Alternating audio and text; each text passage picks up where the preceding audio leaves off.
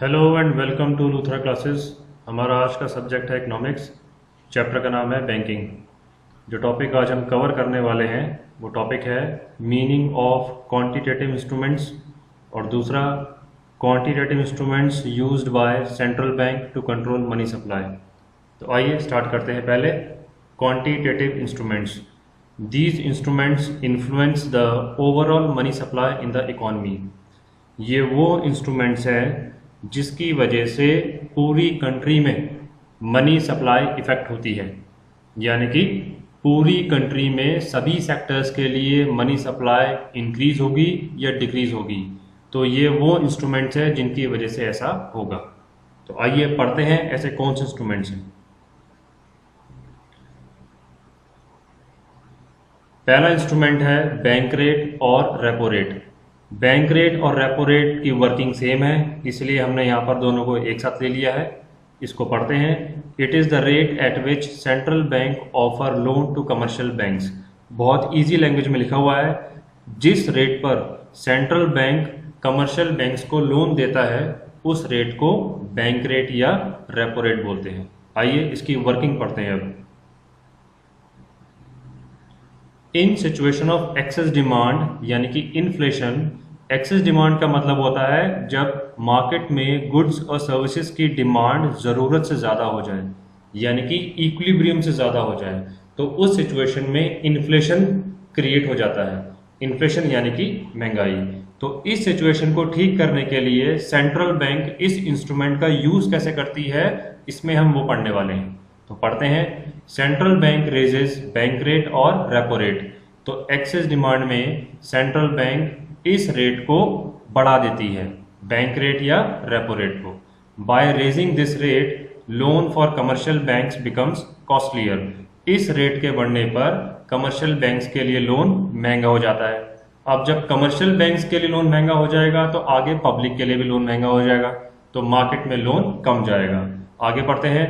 And commercial banks will borrow less from central bank. इस rate के बढ़ने पर कमर्शियल बैंक्स फिर सेंट्रल बैंक से कम पैसा बोरो करती है। It results fall in money supply. और इस वजह से मनी सप्लाई फॉल हो जाता है in the form of credit in economy. उधार की फॉर्म में मार्केट में पैसा कम जाता है। And excess demand is expected to fall. और सेंट्रल बैंक ये एक्सपेक्ट करती है कि एक्सेस डिमांड फॉल हो जाएगी। आगे पढ़ते हैं। आगे हमें दिया हुआ है इन सिचुएशन ऑफ डेफिशिएंट डिमांड यानी कि डिफ्लेशन।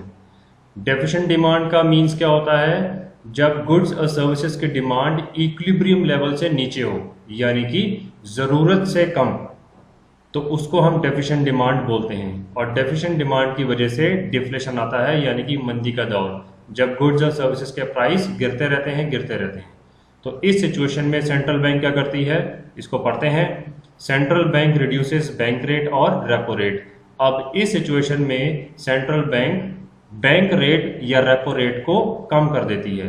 उससे क्या होगा, by reducing this rate loan for commercial banks becomes cheaper. तो इस रेट के कम होने पर कमर्शियल बैंक्स के लिए लोन सस्ता हो जाएगा। And commercial banks can borrow more from central bank.